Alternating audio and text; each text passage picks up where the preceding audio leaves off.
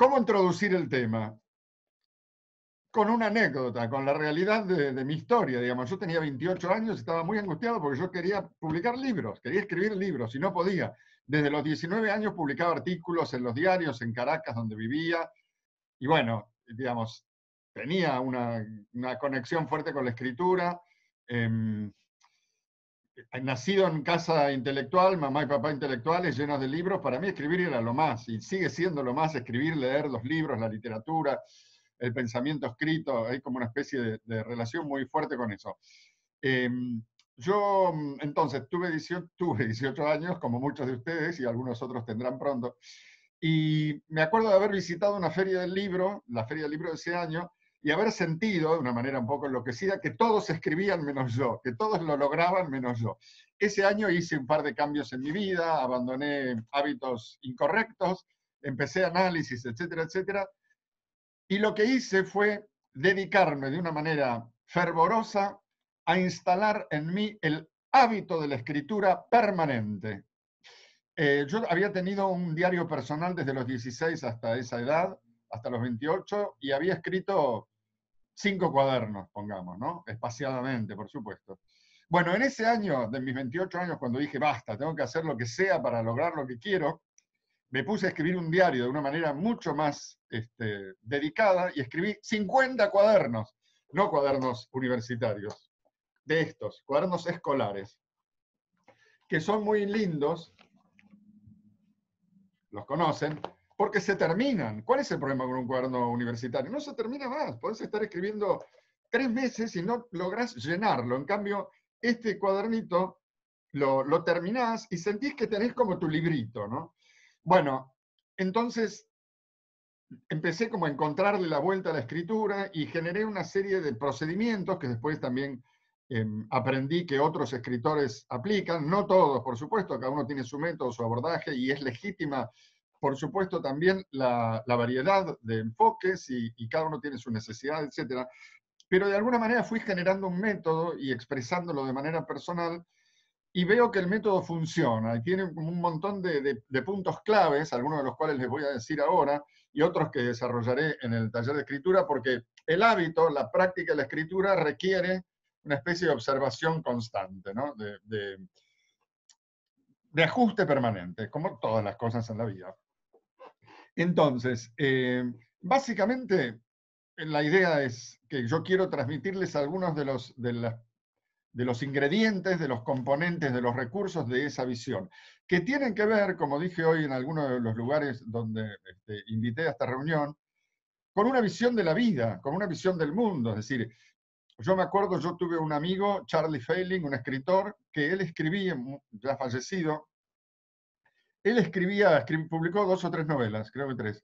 Él escribía de la siguiente manera, escribía una página por día, solo una página, pero la página quedaba, no era luego corregida. Es decir, es como tallar en mármol una forma definitiva.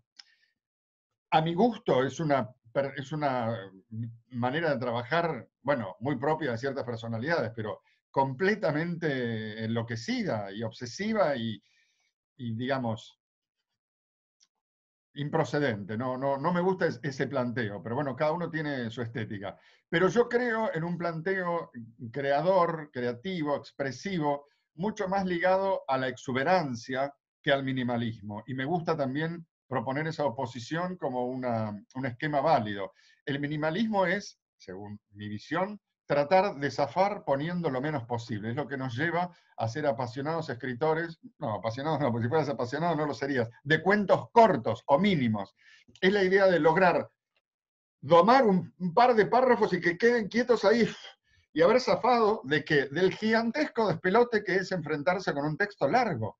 Quien va a escribir una novela o un ensayo o un libro largo se entrega al caos. Y si no lo hace, va a sufrir. Y también va a sufrir con el caos, porque hay que saber instalarse ahí, domar ese caos, instalarle un cierto orden, surfearlo, disfrutarlo, padecerlo, todo mezclado. Así que bueno, vamos ya como se diría dibujando algunos planteos, pero en todo caso a lo que iba es, hay una visión del mundo, una posición existencial, que me parece un concepto buenísimo, es la manera en la que uno está parado en la existencia, la actitud que tiene respecto a la realidad, respecto de su propio ser, etc., ¿no? Hay una posición existencial implícita en cada manera de proponer la escritura. Y hay una posición existencial implícita en cada ejercicio de la escritura.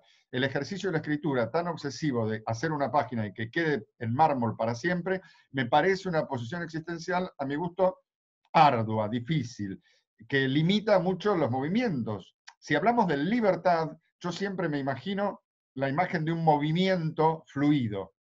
Bueno, movimiento fluido, difícil si tenés que hacer una página cada día que quede definitiva, escrita en los anales de la literatura universal.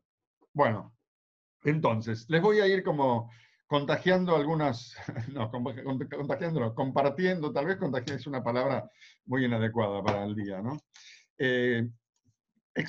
Compartiendo algunas de las cosas que me parecen importantes para armar esta visión productiva que nos va a permitir escribir o instalarnos en cualquier otra experiencia productiva de un modo fluido, adecuado, posible, ¿no? Bueno, lo primero, declarar la legitimidad del deseo, del querer, del intento.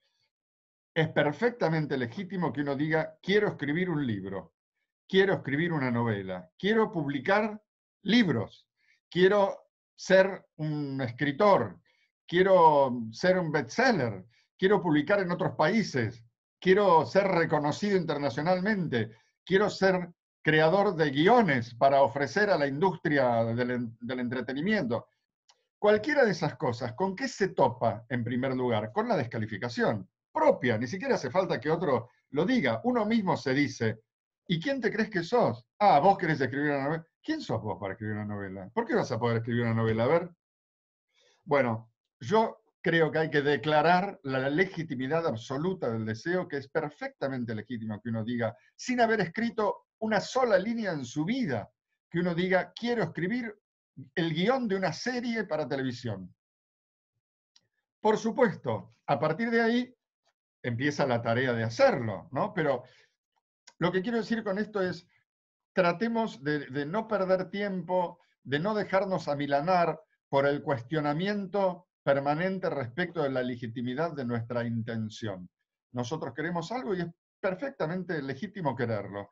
El tema es después cómo lo hacemos, ¿no? Y ahí creo que hay, como se suele decir, una buena y una mala, que eso lo tengo anotado por acá.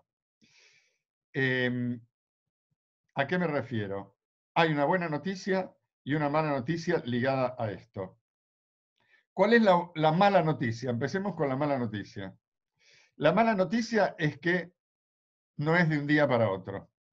Es decir, que lleva su tiempo. Es perfectamente legítimo que quieras hacer lo que quieras, pero no es rápido. Es decir, lo primero que hay que hacer es aprender a escribir. Y aprender a escribir no tiene que ver con escribir correctamente, con saber gramaticalmente armar las frases. Aprender a escribir tiene que ver con conquistar el hábito de la escritura, con estar escribiendo un rato largo, con escribir todos los días, con poder escribir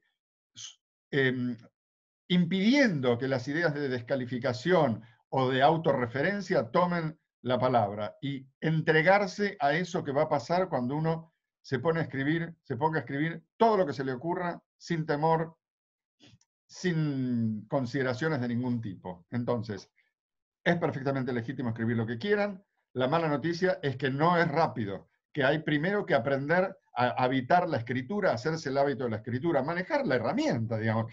Quiero sacar un disco, quiero ser guitarrista y sacar un disco. Bueno, perfecto, ¿sabés tocar la guitarra? No. Bueno, está bien, primero aprende a tocar la guitarra. Muchas veces falta esta noción. Es muy raro lo que pasa con la escritura, porque todos escribimos, digamos. Uno terminó la secundaria y sabe escribir, pero nunca hubo una experiencia de aprendizaje ligada a la escritura, ¿no? Más bien se suponía que uno sabía y en todo caso te corregían. Pero aprender a escribir no tiene que ver con eso. En realidad hay muchas experiencias de aprendizaje y pedagógicas extrañas. Por ejemplo, pensemos en el tema, me aparto un momento, pensemos en el tema de la educación sexual. Educación sexual quiere decir anticoncepción y enfermedades. ¿Eso es la sexualidad? ¿No es un poco raro el planteo? Bien. Claro, no me imagino. Ah, pero alguien me desafió, porque yo dije esto, y alguien me dijo, bueno, ¿y cómo sería el contenido entonces de la materia de educación sexual si no estuviera centrada en esos dos aspectos que por supuesto habría que incluir? Y me acuerdo que hice un desarrollo, ahora no me acuerdo cómo era, pero lo tengo escrito por ahí. Bueno, entonces la mala noticia es que no es rápido. Alguna gente me escribe y dice, yo quiero escribir la historia de mi familia. Perfecto, está buenísimo. Pero ¿cómo vas a escribir la historia si nunca escribiste?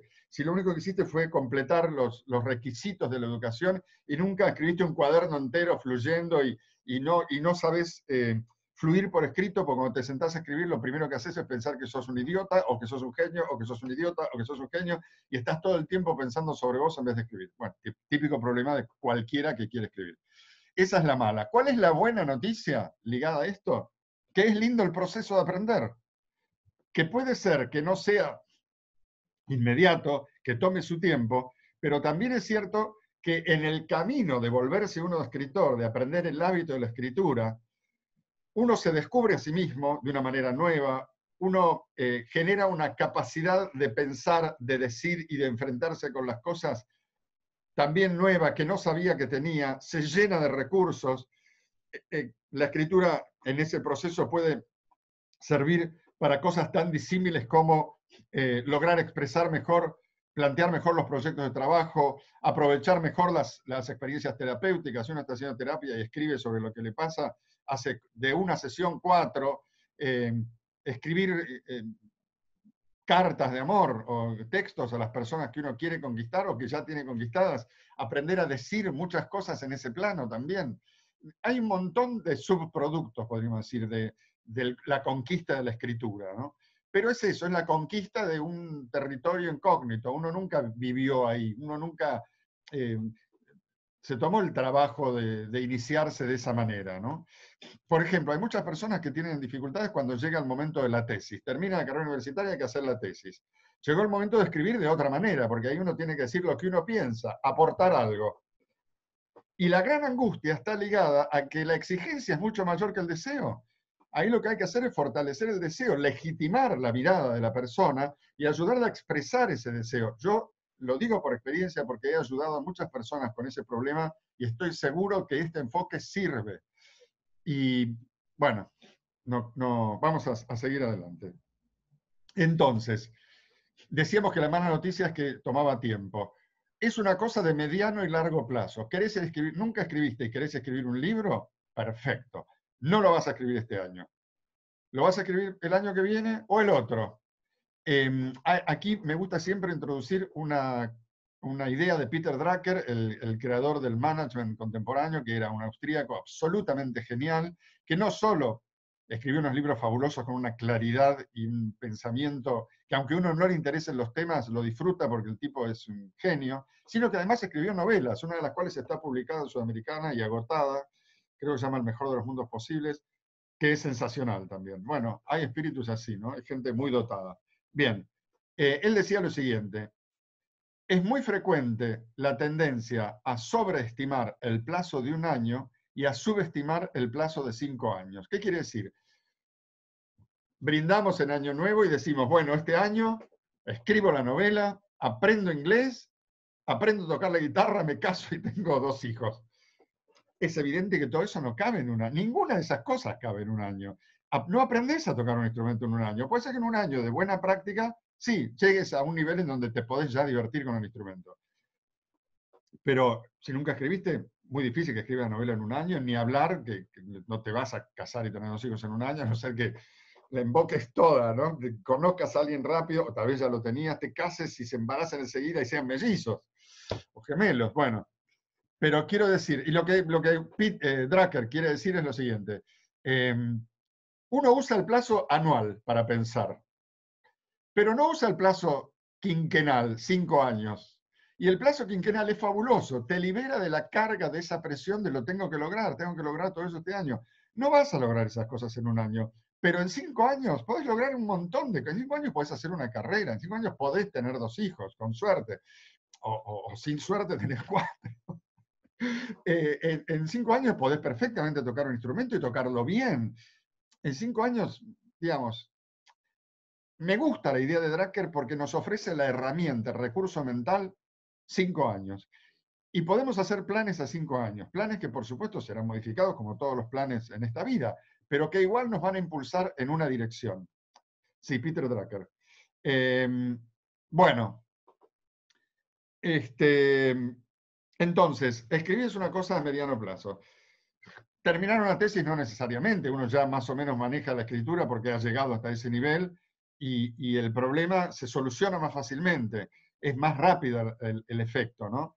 O bien, si uno escribió a lo largo de los años en determinado rango, escribió como me pasaba a mí, escribía artículos y quería acceder a otro tipo de proyectos, bueno, tal vez es más fácil que si uno no escribió nunca. Pero aunque uno no haya escrito nunca, si tiene el deseo, lo va a hacer. Me hace acordar esa pregunta que le hicieron a un sexólogo. ¿Desde cuándo se pueden tener relaciones sexuales? A lo que el tipo respondió, desde que se tienen ganas. Y me parece muy bien ese énfasis puesto en el deseo. ¿Quién puede escribir? Todos podemos escribir, todos los que tienen ganas. Lo que legitima es el deseo. Después está el trabajo de lograrlo, por supuesto. Bueno, entonces, otra cosa importante, aprender a escribir, ya lo dije, pero lo voy a recalcar, es aprender a pensar. Necesariamente te va llevando solo, la escritura es un ejercicio de pensamiento. La escritura es un ejercicio, bueno, ya dije estas cosas. Otro punto. Hay mucha, y en el taller la uso, pero los que no van a hacer el taller se los digo igual, hay mucha literatura útil de escritores sobre cómo escribir. Hay mucha literatura útil de personas que han hecho libros sobre cómo escribir una novela, cómo escribir un bestseller, cómo escribir un guión y cosas mucho más específicas, como por ejemplo creando personajes inolvidables o otro libro genial que se llama, lo tengo por acá, los 38 errores de la escritura de ficción y cómo evitarlos. Hay un desprecio europeo a esa cultura norteamericana práctica, pero yo les digo, mi opinión es una genialidad. Yo aprendí muchísimo a escribir novelas leyendo esos libros, por eso pude publicar las novelas que publiqué. Están llenos de consejos útiles, hay una sabiduría práctica tremenda. Me parece que es un prejuicio despreciar a la cultura americana cuando es evidente que es una ebullición cultural infinita, que lo vemos en Netflix todos los días. Y si bien, por supuesto, la cultura europea y otras culturas del mundo son sensacionales, me parece que a veces hay una visión un poco estúpida respecto de que Estados Unidos no ha producido todas las genialidades que ha producido, entre ellas esta literatura que les recomiendo. En Amazon está repleto de libros. Hay incluso una revista que se llama Writer's Digest, que hace 1000 años que está, que es una revista para escritores. Hay dos, o bueno, debe haber más. Es una industria increíble, hay la Asociación de Guionistas de la Costa Oeste, la Asociación de Guionistas de la Costa Oeste, 7000 inscriptos en cada una, es decir, hay una proliferación de trabajo y de pensamiento sobre ese trabajo que es muy aprovechable, se los recomiendo. Después, si quieren, también les puedo pasar títulos de esos. Entonces, otra manera de decir que es aprender a escribir. Aprender a escribir es aprender, acá, perdón, alguien dice Livio, alguien tomó nota de los libros que mencionó. Livio, me escribís y yo te los paso. No los mencioné, dice Gonzalo, es cierto, mencioné solo ese, pero vamos a aclarar una cosa. Estoy disponible para el diálogo futuro, digamos, cualquiera me escribe por la vía en la que me haya encontrado y yo respondo a a todas las personas que me escriben. Por supuesto que esto tiene como intención también mostrarles que el taller de escritura que empiezo el jueves que viene es fabuloso. Estoy seguro que ese taller tiene éxito porque lo he probado 1000 veces. Lo he dado muchas veces en formato presencial y lo di en enero, febrero en formato digital, en formato virtual. Y yo sé cuál es el efecto que tiene. La gente se pone a producir y yo sé guiarlos y me encanta ayudar a la gente a crecer y a desarrollarse. Bueno, pero volvíamos al tema de que otra manera de decir que es aprender a escribir. Y esto vale para muchas experiencias, para aprender a tocar la guitarra, para aprender a hacer el amor, como decimos románticamente, aunque no siempre sea el amor lo que hacemos. Eh, aprender algo es aprender a atravesar las dificultades emocionales que hay en el camino de ese aprendizaje. Y las dificultades emocionales tienen que ver con que uno no entiende bien cómo es todavía. No entiende si lo está haciendo bien, si lo está haciendo mal, si lo va a conseguir, si no lo va a conseguir, si se está equivocando. No entiende eso y todo eso te tortura. No entendés tampoco cuáles son los recursos, cuáles son las herramientas. Y recordemos, porque todos tenemos experiencia de lo que pasa cuando uno va a aprender un idioma. Al principio parece imposible y tantas palabras que uno no sabe y la manera distinta de pronunciar. Es un infierno como experiencia de aprendizaje. La verdad es que las personas que llegan a dominar idiomas es porque tienen grandes capacidades de bancarse, sentirse unos idiotas, porque básicamente la dificultad emocional principal es esa. Uno se siente un boludo, porque no entiende, porque no sabe, bueno, porque se desorienta, porque no sabe si es por aquí, por allí, porque no quiere equivocarse, pero equivocarse es necesario, digamos, ¿no? Meter la pata es necesario, si no, no aprendes nada. Entonces, aprender a escribir es aprender a sortear todos esos obstáculos que no tienen que ver con aprender la gramática. Olvidémonos de la gramática y la ortografía. Por supuesto que son importantes, no las estoy negando, pero esas son cosas que llegan solas.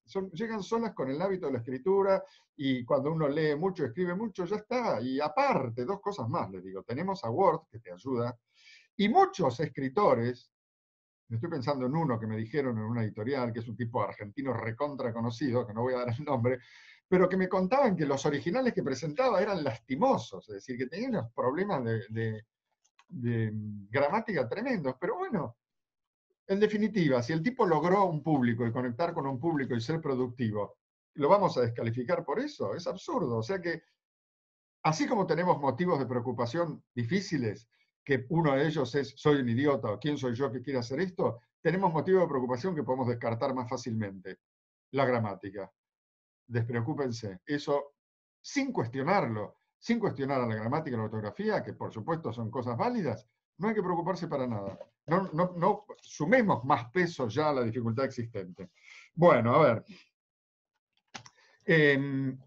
Si quieren ir contándome en el chat o alguien que quiera tomar la palabra, me dice en el chat quiero hablar y yo lo conecto. A ver si puedo conectar de a uno. Me parece que no. Sí, puedo conectar de a uno. Ahí probé con Francisco. Ahora te vuelvo a mutear.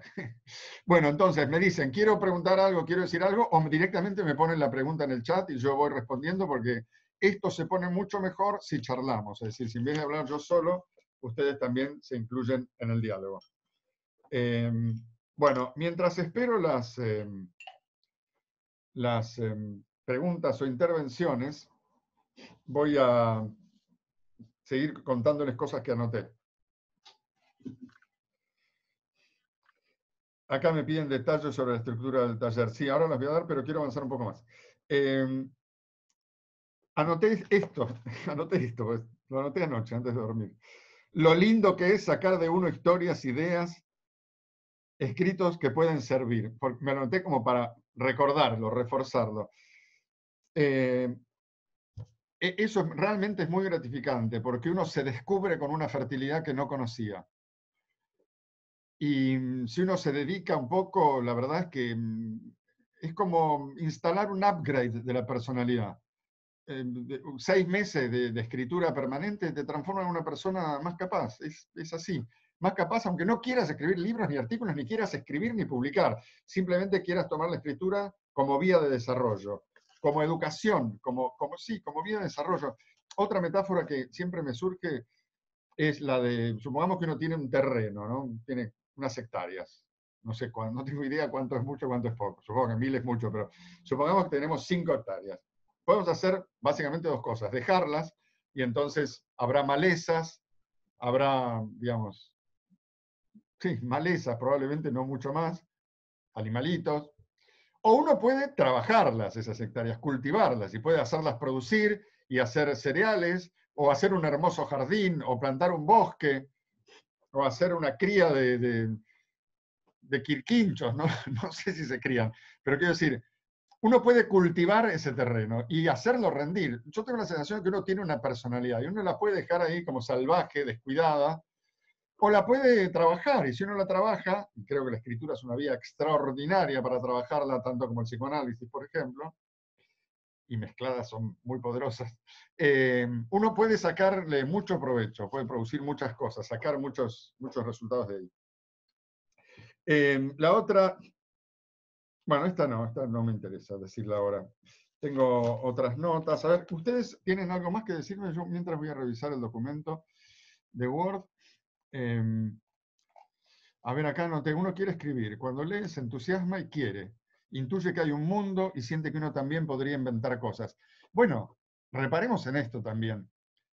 Probablemente todos ustedes sean lectores, quien más, quien menos. Tengan el hábito de la lectura, les encante leer distintas cosas. La escritura es hermana de la lectura. No la dejemos de lado, integremos la familia. Lo que quiero decir es, uno ha creado de alguna manera un universo de asociaciones, un mundo, un universo de ideas, de recuerdos, de historias, con todo lo que ha leído. Abrir de la puerta a la escritura es lograr que todo ese mundo empiece también a ser activamente expresado por uno. Es como completar el ciclo. No solo has leído mucho, sino que ahora también vas a escribir y así como has leído a otros que dijeron, ahora sos vos el que va a decir. Lindísimo. Es perfecto, legítimo, es la búsqueda de una mejora de la personalidad, un upgrade de uno mismo. Uno también podría contar historias o plasmar ideas, escribir y ser leído. ¿Cómo se hace un libro? Para escribir un cuento, una novela, un ensayo, un guión, primero hay que aprender a escribir. Y eso no quiere decir gramática, orden, técnica. Quiere decir fluidez, hábito y verdad. Ah, lo sorprendí con lo de la verdad. La verdad es porque uno tiene para escribir, para instalarse en la escritura, tiene que dejar salir lo que hay. Y lo que hay es lo que hay. Uno puede variar su proyecto, uno puede creer que quiere escribir novelas y cuando se sienta a escribir, le sale escribir ideas. O al revés, uno puede decir, voy a hacer un artículo en La Nación para explicarle al país lo que... Y después terminás haciendo cuentos. Y no le explicás nada a nadie y estás sos más feliz. Quiero decir, verdad en ese sentido, en la corrección del proyecto, pero también verdad en la expresión de la posición personal real, en los intereses, en las perspectivas, en los deseos. Y también podemos poner eso entonces en la lista de dificultades. A veces uno no puede escribir porque le cuesta ligarse con esa verdad, porque le cuesta expresarse de manera tan libre que va a ver aparecer, perdón, cosas que tal vez no conoce o no quiere. Bueno, entonces otro punto importantísimo, uno puede creer que quiere A, pero quiere B. Una cosa es el deseo con el que uno entra en la experiencia y otra es el que se expresa al avanzar. Hay un ejercicio básico para aprender a escribir. Escribir. Bueno, voy a incorporar algunas de las cosas que ustedes me están poniendo acá. Acá, no pasa acá, Mónica dice, perdón, problema, no pude, entro recién, perdón, no pasa nada si ustedes entran y salen. Acá estamos, no nos enteramos, digamos, está todo bien, no está molestando para nada. Ivana pregunta, ¿se escribe a mano o en la compu? Como en todas las cosas, como en tantas otras cosas, no hay una respuesta única, digamos. Básicamente yo te diría que tenés que escribir en lo que tengas ganas de escribir, otra vez, ¿desde cuándo se puede tener relaciones sexuales? Desde que quieras. Quiero escribir a mano, pero escribí a mano. Quiero escribir en la computadora, escribí en la computadora. Lo más probable es que escribas un poco en los dos registros, ¿no? Y hay pros y contras de cada uno. En esta experiencia de escritura abundante que yo propongo y tengo métodos para ir induciéndola, eh, es muy útil escribir a mano por el hecho de que uno no tiene el mundo en la punta de los dedos, que es la principal dificultad con la computadora. En el momento en el que te aburriste o te perdiste o te sentís exigido por haces clic y ya estás viendo en Google cualquier cosa. Entonces, en el cuaderno no tenés eso, tenés el cuaderno. Te fuiste a un bar a escribir, te pediste una cerveza y estás ahí con el cuaderno. Y escribís, y escribís, y escribís. Y es lindísimo, la verdad. Así que esa es una de las ventajas de la escritura a mano. Después está el tema de que hay algunos que tenemos una letra espantosa. Yo en la época que escribí 50 cuadernos por año, un año escribí 50, al otro fui bajando 30, pero mantengo esa escritura. Pero actualmente tengo una letra horrible porque escribo poco a mano. Entonces, lo que entendí es que el ejercicio de escribir a mano es, como el ejercicio de cualquier otra actividad física, algo que con la práctica se afloja y se vuelve más fluido, digamos. Si yo me pongo a escribir 1 hora por día, en 5 días tengo otra vez una letra linda, fluida, como con buen movimiento. Ahora soy espástico, digamos, ¿no? Igual tampoco hay que perseguirse por no tener linda letra. En realidad no hay que perseguirse por nada. Eso es parte de la posición existencial que querría contagiar con esta metodología. Pero bueno, puedes escribir de las dos maneras y ahí depende de lo que vas a hacer, una serie de pasos posibles. Por ejemplo, Ivana, si me dijeras, quiero escribir un artículo, yo te diría, bueno, hacé un primer boceto del artículo. Un primer boceto que son 5 páginas de cualquier cosa sobre el tema. No te preocupes de nada, ni del principio ni del final. Poné lo que aparezca. Las podés escribir a mano, después las pasás en la compu. Al pasarlas, las corregís un poco, retocás, agregás algo. Ese texto que tenés en la compu, lo imprimís y lo lees impreso y lo corregís impreso. Entonces sacás esta palabra, perdón, se me cayó el lápiz. Sacás esta palabra de acá, la pones acá, este párrafo no va, acá agregás un párrafo. Cuando tenés todo eso, pasás las correcciones al texto. Lo tenés en la compu, lo volvés a imprimir. Bueno, haces 3 o 4 pasadas así y está listo el artículo. Es un método que combina la escritura manual con la escritura de la computadora. Bueno, después Livio dice, en mi caso siento que escribo solo para mí. No sé si se define como técnica, pero me ayuda mucho a darle forma a mis sentimientos, reflexiones o puntos de vista personales, que si no los vuelco al papel no sabía que los tenía. Sí, yo empecé por ahí también.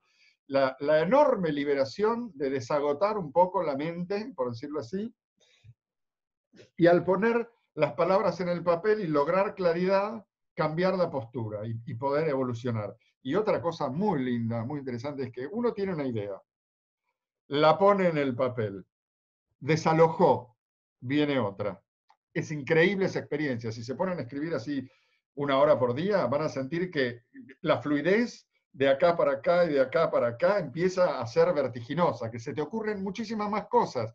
Es como si las ideas supieran, che, aterricemos ahí que el tipo está escribiendo, las está expresando, vamos, chicas. Bueno, Mónica dice a veces, que no sé qué es, debe ser algo que viene de antes. Ana dice, estoy escribiendo mi tesis, tengo 1000 ideas, muchísimo investigado, copy and paste a montones de cosas que me interesan para poner en mi tesis. Tengo punteos, cosas que quiero decir, pero cuando quiero ponerme a escribir me llega una angustia tremenda. Y sí, me pierdo, me vienen todas las ideas juntas y mis manos no van suficientemente rápido. Me quedan unos párrafos llenos de subordinadas. Muy bueno eso. Bueno, yo creo que ahí tenés que hacer el ejercicio, digamos, sin darte detalles exhaustivos. Creo que hay que legitimar la propia voz y tal vez lo podemos ejemplificar así. Hay un libro de Humberto Eco que se llama Cómo se escribe una tesis, que yo leí antes de escribir mi tesis, cuando era un estudiante de filosofía, y me pareció fabuloso el libro. Después, ahora pienso que es una desgracia. Porque ¿cuál es el planteo de Eco? El planteo de Eco es este. Tenés que ver qué se pensó ya en tu campo de trabajo, qué ya se trabajó, y encontrar el agujero de lo que no se trabajó y trabajar eso. O sea, te hace elegir el tema según la necesidad humana, no según tu propio deseo. Te anula como autor, porque uno no existe si no toma en cuenta su deseo, sus ganas, sus ideas personales, ¿no? Entonces, eso sería una pista, Ana. Tratar de retomar esa perspectiva en una escritura abundante. También me di cuenta después, contando estas cosas, que a mí, cuando hice la tesis, bueno, di 1000 vueltas, ¿no? Quería escribir la tesis sobre algún autor que pudiera leer en el idioma original, entonces pensé bueno, primero pensé en Ramón Lull, que es un catalán, pero había que aprender catalán, aparte como es medieval, quilombo. Después pensé en Rousseau, después pensé, no me acuerdo.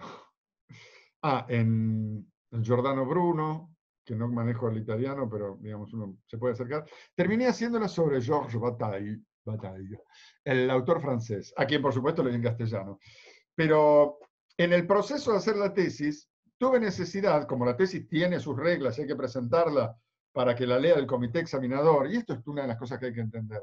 Es un texto para 4 personas, punto. Es un texto para pasar el grado, no es para conquistar la sabiduría universal. Tiene una función muy precisa, por lo tanto, eso disuelve muchas de las dificultades. Bueno, cuando llegó el momento de darle esa forma adecuada a los lectores, me sentí mal, porque todo el mundo que yo tenía adentro con ese trabajo sobre Bataille no aparecía. Entonces publiqué publiqué, escribí, presenté 60 páginas sobre el tema, la experiencia interior en George Bataille, y después 120 páginas que llamaban diario de tesis, y era todo mi mundo, todos mis quilombos y mis ideas respecto de esa lectura, y mezclados con mi existencia, presentados como también prueba de algo de lo que había relacionado, expresado, presentado en la parte, digamos, seria, ¿no? No les gustó mucho, pero igual me aprobaron. Bueno, Pierre dice, ¿por qué escribir? Quisiera saber su opinión. Porque uno tiene ganas. Es así. El motivo para escribir es que tenés ganas de escribir. O tenés ganas de alguna de las cosas que tienen que ver con la escritura, digamos. También uno puede considerar la escritura un medio. Uno tiene ganas de pensar mejor. Uno tiene ganas de aprender a decir lo que quiere. Uno tiene ganas de desarrollar historias. Uno tiene ganas de desarrollar ideas para decirle a los demás cómo tienen que ser las cosas. Por ejemplo, uno tiene ganas de investigar un determinado periodo de la historia, o de investigar su familia, o de investigar algo. Todos esos deseos se encuentran en la escritura un medio necesario. Así que te diría, Pierre, las bases son porque necesitas escribir para desarrollar algún proyecto o porque tenés ganas de escribir. Rafael dice, suelo tener un conflicto en la elección del español. El argentino es más verdadero, pero el español, escribir de tú, es más rico y menos cerrado. Bueno, no sé cuál es, Rafael, tu relación con el tú. No me acuerdo dónde vivís, de dónde sos. Sos argentino, me parece, pero no sé si estás viviendo ahí. Me hace acordar las canciones de Spinetta que a mí me molestaba que él tratara de tú, hablara de tú. Yo decía, o sui generis, ¿no? Tómate del pasamanos. ¿Qué pasamanos, loco? De la baranda. O sea, yo soy muy de la onda, loco, o sea, habla como sos. Pero me parece que es un poco fanática. E incluso hoy en día que soy más libre y estoy más curado, Rafael, te diría que puedes mezclar ambas. O sea, que puede ser rico e interesante. Una mezcla, divertida incluso. Yo no sería purista. Yo dejaría que te saliera lo que te sale. O sea, encará la cosa como, incluso como algo a investigar, ¿no? Como algo que vamos a ver en qué termino. Podés decirte a vos mismo mientras escribís. Bueno, son 20:16, 20:30 terminamos, porque la experiencia me enseña que lo bueno, si breve, 2 veces bueno, y 2 veces breve, 2 veces las dos cosas. No, pero hay que generar un coso de 1 hora y listo, porque si no después los voy a empezar a hartar a todos, y si ahora están divertidos, después me van a odiar. Eso es lo que sé por experiencia propia, que uno termina odiando a los abundantes. Después Livio, no. Mónica dice, hace un tiempo estoy pensando en escribir mi historia, pero cada vez me freno, porque no sé si sería bueno para mi psicología, recordando y reviviendo muchas y duras experiencias. ¿Eso puede ser malo? ¿Cómo saberlo, Mónica? La verdad, puede ser malo, puede ser bueno, puede ser elaborativo, puede permitirte salir de ahí. A mí en general me sale dar la siguiente visión de todas las personas que quieren hacer algo en relación con el pasado. El otro día lo hablábamos con una persona que está haciendo un taller. Ordenar los papeles. Bueno, voy a ordenar todas estas carpetas. Ustedes ven acá que tengo papeles, libretas. Voy a ordenar y voy a elegir lo que sirve y voy a meter todo en un... No. Ordenar, tirar papeles, sí. Agarrar cosas que a uno le gustan, sí.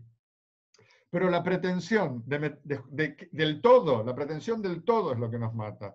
Todo eso tengo que ordenarlo. No, hacé lo que puedas, juntar algunas ideas, algunas notas. Todo lo que tenemos en el pasado son recursos para el presente y el futuro, es decir, para lo único real que existe. El pasado no existe más, está muerto, lleno de gente muerta. Y lo único que hay somos nosotros que estamos vivos con otras personas que están vivas. Así que bueno, una persona que va a hacer el taller, que tiene 75 años, me decía que quería contar su historia para sus nietos. Porque sus nietos le pedían. Y yo le dije 2 cosas. Una, eso es lo que te piden tus nietos. Uno puede ceder a lo que piden o bien puede tener su propio criterio. Y otra es, tenés 75 años, porque lo único que existe es el pasado para vos. Te quedan 15 años más de vida probablemente. Y no tenés un deseo presente, una mirada presente, experiencias por vivir, ideas por desarrollar. No me gusta la gente que se sitúa en relación con el pasado, así como no me gustan las personas que existencialmente sienten la necesidad de adorar a sus padres y a su mamá y a su papá. y a veces descuidando a los hijos. No, la vida no es para atrás, es para adelante.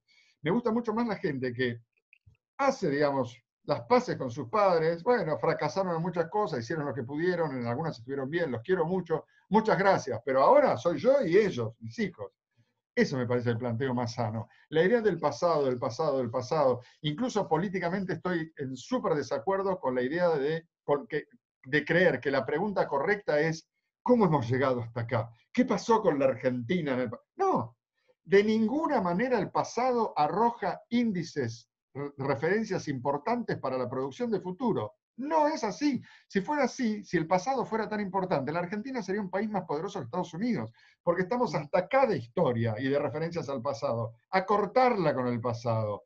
Es lindo, a mí me gusta leer historia, pero es un disfrute. No tiene que ver con que hay que obtener orientación de la vida de papá, de mamá, del pasado, de Bartolomé Mitre, de no sé quién, ¿viste? No, basta. No me hagan enojar. Bueno, así que yo, digamos, esa es mi posición, tal vez tiene que ver con mis problemas, cada uno tiene los suyos, les comento la mía porque en realidad el diálogo es así, compartir los síntomas. Bueno, entonces, hay alguien que me quedó en el camino porque Mónica tenía en dos partes. Livio dice, en mi caso siento que escribo solo para... Ah, no, eso ya lo leí, está perfecto, leer solo para sí, escribir solo para sí. En realidad estás como refinando tu personalidad, elaborando tus temas, tus palabras, tus cuestiones. Es una máquina elaborativa fabulosa. Francisco, escribir ficción, ensayo, descripción periodística, da igual, ¿no? Da igual, ¿no? Dice. Empiezas y te sale una cosa distinta a lo que planeaste, o todo junto, es sorprendente, tal cual. Y es también sorprendente, hoy en día hay una cosa que ya no es nueva en realidad, no es Carrer, con el reino, no es que se mezcla el ensayo y la novela ahora. El nuevo periodismo lo viene haciendo desde los años 60. ¿El nuevo periodismo qué es? La idea de que uno va a informar contando una situación narrativa. O sea, parece literatura, es periodismo, es las dos cosas. Bueno, vivimos en un mundo, en una época en donde los géneros se han desdibujado mucho y entonces disfrutamos de una enorme libertad para que hacer lo que carajo se nos cante, perdón la grosería.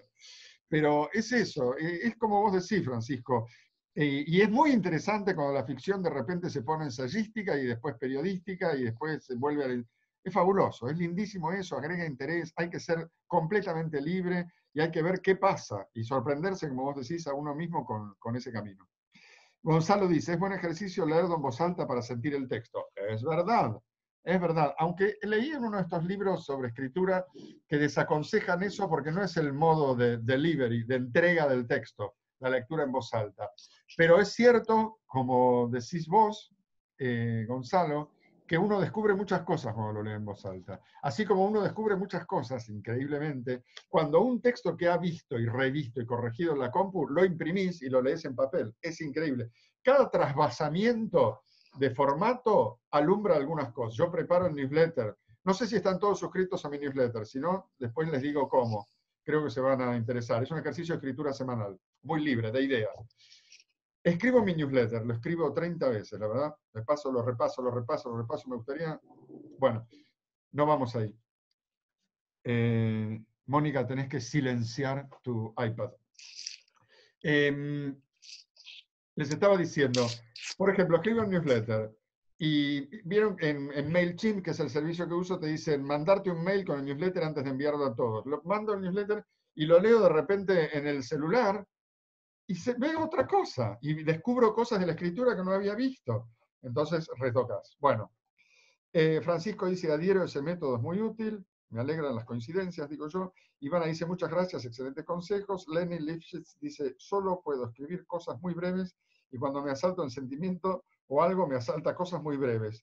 Y cuando me asalta, ay, me parece que ahí pasó algo. Ah, entonces dejémoslo ahí, solo puedo escribir cosas muy breves y cuando me asalta un sentimiento o algo. Yo creo, vuelvo a decir, yo creo que toda la locura con el cuento corto es que le permite a uno zafar de la dificultad. A mí no me gustan los cuentos cortos, a mí me gustan los cuentos largos o las novelas. ¿Por qué? Porque agarrás un libro de cuentos cortos, cada uno usa una página, 2 páginas. Cada vez que empezás tenés que renovar la intención literaria, de decirte, bueno, esto es una ficción, estamos entrando en una historia, y a la página tenés que hacerlo de nuevo. En cambio, agarrás una novela y te metes y te sumergiste, embebés, te empapás de un mundo que te dura un mes. Decime si no es mejor. Claro, si el mundo ese te gusta.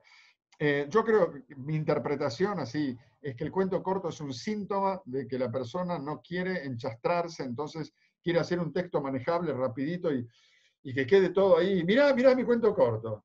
Mirá, mirá las pelotas. No importa nada lo que opine el otro, ni buscar lectores tan rápido. Hay un libro extraordinario que se llama Cartas a un joven poeta de Rilke, en donde él lo primero que hace es eso, dar ese consejo.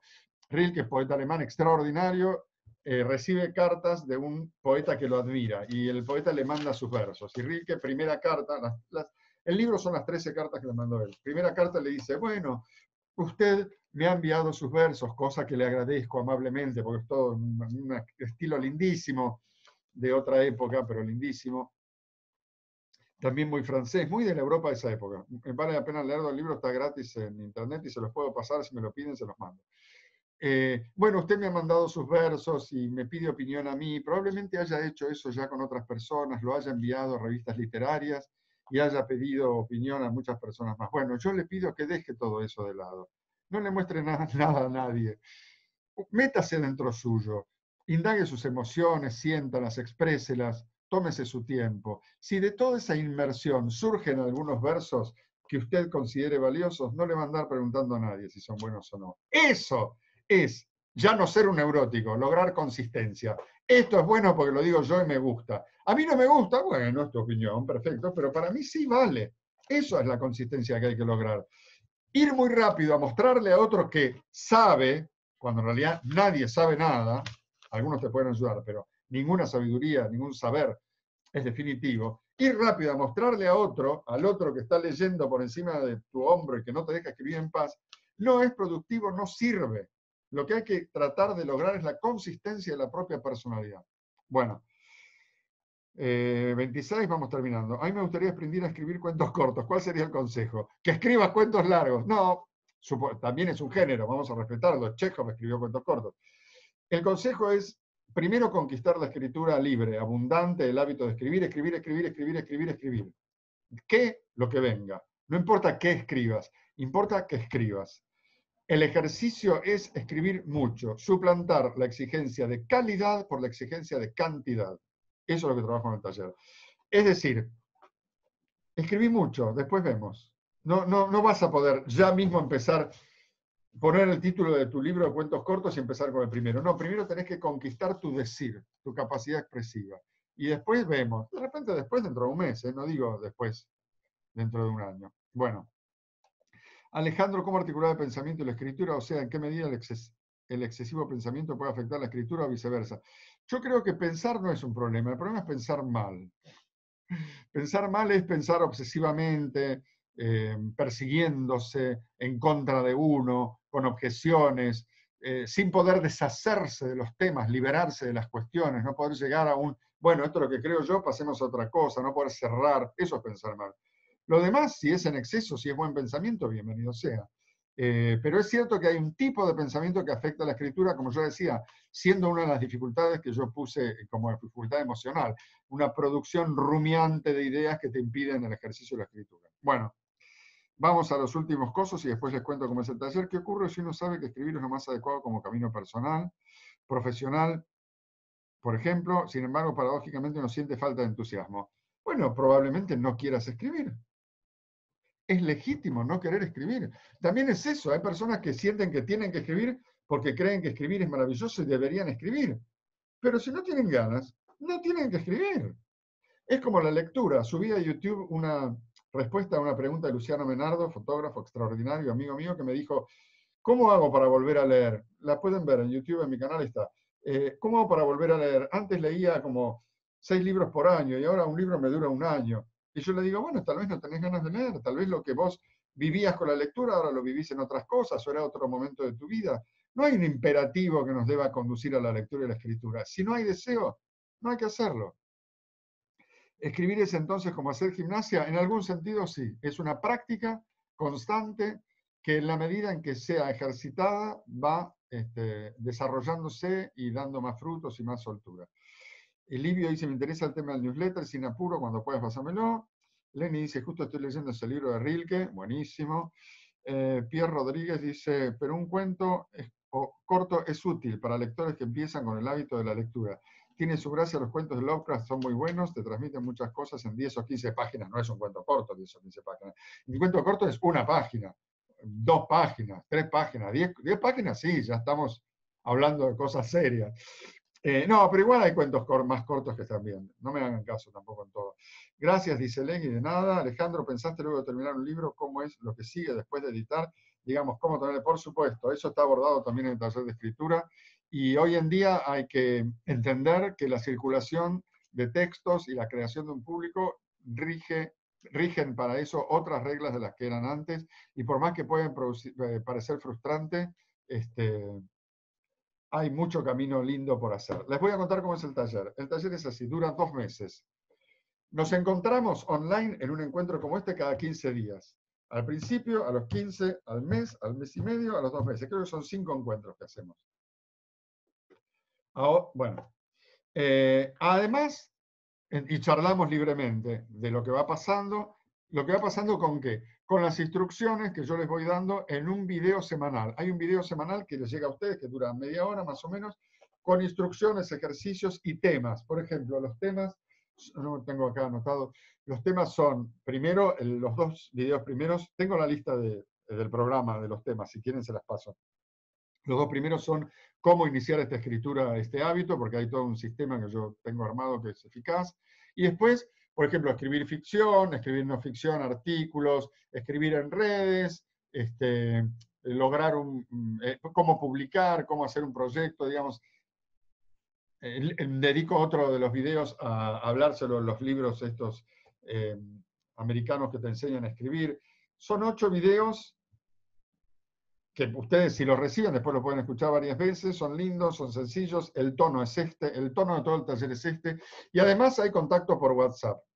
Hay un grupo por WhatsApp con reglas muy precisas para que nadie rompa las pelotas, perdón, en donde aparte cada uno tiene mi WhatsApp personal y me puede escribir diciéndome, che, estoy haciendo tal cosa, tengo tal problema, ¿cómo hago para tal? Y yo respondo. Me pueden, el servicio implica durante esos 2 meses un contacto permanente. Yo respondo todos los WhatsApps, todos los mails y me tienen para consultas. La verdad es que alguien puede decir, es mucho trabajo. A mí me divierte porque me encanta esto, me gusta. Me di cuenta que mi problemita, mi tema, tiene que ver con que no solo me gusta escribir, sino que me encanta ayudar a escribir y que los demás le den rienda suelta al entusiasmo. Me gusta disfrutar de mi entusiasmo y alentarlo en otros. Entonces, encuentro quincenal, video semanal, contacto permanente por WhatsApp y email. Y respondo todas las consultas. Ese es el planteo del taller. Dura 2 meses, cuesta 10.000 pesos en Argentina, $200 desde el exterior. Hay distintos modos de pago. Si alguien tiene dificultad, me dice, no, te lo puedo pagar en 2 veces, no sé qué. Hablamos, estoy abierto. ¿Y qué más? Nada, cualquier cosa, estoy a disposición. Me contactan por donde quieran y yo les respondo a todos. 20:32, 1 hora, 2 minutos. Muchas gracias por estar. Espero que les haya interesado. A mí siempre me sirve volver a decir todo esto porque me da manija y me hace siempre pensar un poquito más. Livio me dejó el mail acá.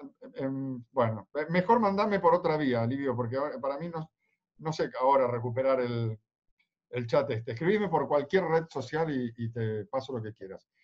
Bueno, gracias a ustedes. Chao. Cuídense.